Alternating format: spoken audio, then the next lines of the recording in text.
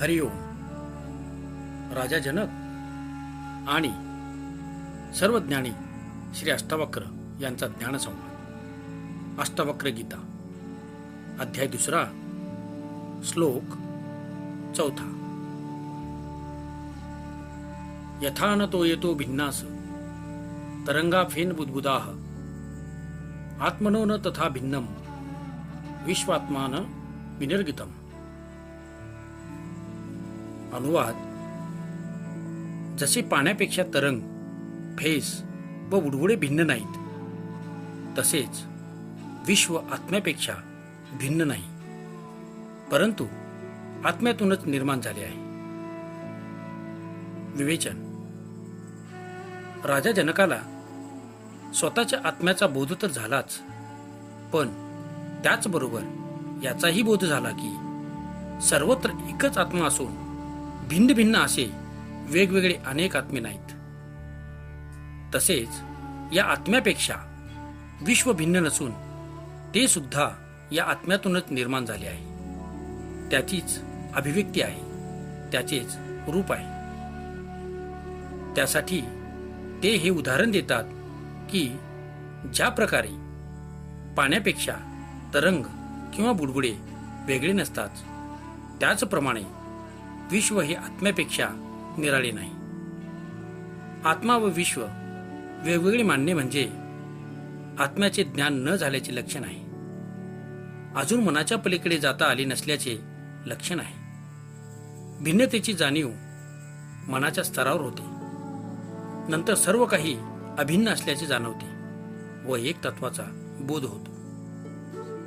ध्यान योग्यास उच्चतम मानसिक स्थितीत आत्म्याची अल्प जाणीव होते, पण अद्याप पूर्ण आत्मबोध झालेला नसल्याने त्यास आत्मे वेगवेगळे असल्याचे जाणवते. ज्ञानाचा पूर्ण साक्षात्कार न झाल्याने ही अपूर्ण स्थिती आहे. अद्याप अज्ञान बाकी असल्याचे लक्षण आहे. आता विज्ञान क्षेत्रातले नामवंत शास्त्रज्ञ सुद्धा सांगतात की हे सारे अस्तित्व एकाच ऊर्जेपासून तयार झाले आहे. हे सारे पदार्थ ज्या ऊर्जेची भिन्न भिन्न रूपे आहेत, अशा परिस्थितीत आत्मा वेगवेगळा असतो अशी मानणे आणि आत्मा व विश्व यात भेद मानणे हे अज्ञानातून निर्माण झालेले विचार आहेत, एवढेच. हरिओम. राजा जनक आणि सर्वज्ञानी श्री अष्टावक्र यांचा ज्ञानसंवाद. अष्टावक्र गीता अध्याय 2 श्लोक 5. तंतु मात्रो भवेदेव पटो यद्वत विचारतः आत्मतन्मात्रमेवेदम तद्वत विश्वम विचारितम. अनुवाद. विचार केल्यानंतर वस्त्र म्हणजे तंतू आहेत हे लक्षात येते, त्याचप्रमाणे विचार केल्यावर हे जग म्हणजे आत्मसत्ता असल्याचे लक्षात येते. विवेचन. राजा जनकास आत्मबोध झाल्याने विश्वाच्या एकात्मतेचा अनुभव येतो व ते या एक तत्वास अजून एका उदाहरणाद्वारा स्पष्ट करतात. डोळ्यांना एक वस्त्र दिसते, पण ते सारे सारे अनेक तंतू आहेत. तंतू म्हणजेच वस्त्र हे विचार केल्यावर लक्षात येते. तंतूशिवाय वस्त्र नाही, तंतूनीच वस्त्र घडले आहे. तसेच आत्मरूपी तंतूनीच हे विश्व घडले आहे. मग हे विश्व व आत्मा हे भिन्न भिन्न कसे असू शकेल? वस्तुतः आत्माच विश्वाचा आधार आहे. मग दोन्ही भिन्न आहेत असे कसे म्हणता येईल? वैज्ञानिक ज्या विद्युत शक्तीला मूल ऊर्जा समजतात, ती सुद्धा आत्मशक्तीचेच एक रूप आहे. हरिओम. राजा जनक आणि सर्वज्ञानी श्री अष्टावक्र यांचा ज्ञानसंवाद. अष्टावक्र गीता अध्याय 2 श्लोक 6.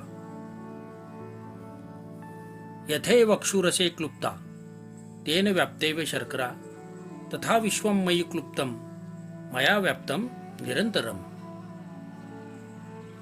अनुवाद.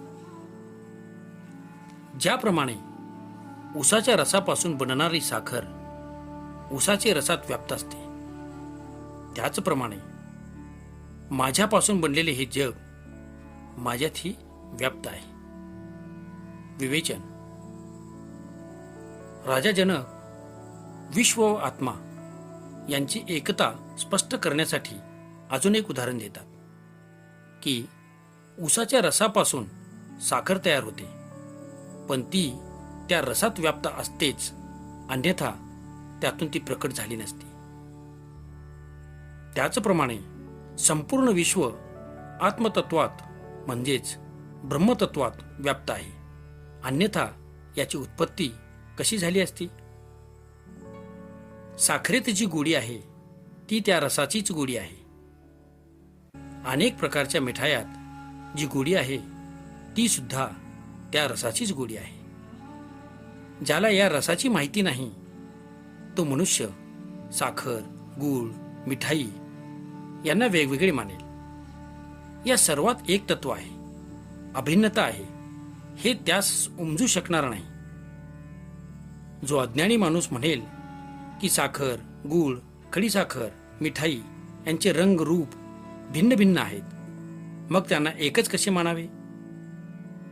जे दिसते त्या पलीकडे काही एक तत्व आहे हे ज्ञानानेच समजू शकते. जे जाणतात ते म्हणतील की ही सर्व प्रकारची गोडी त्या ऊसाच्या रसात व्याप्त आहे.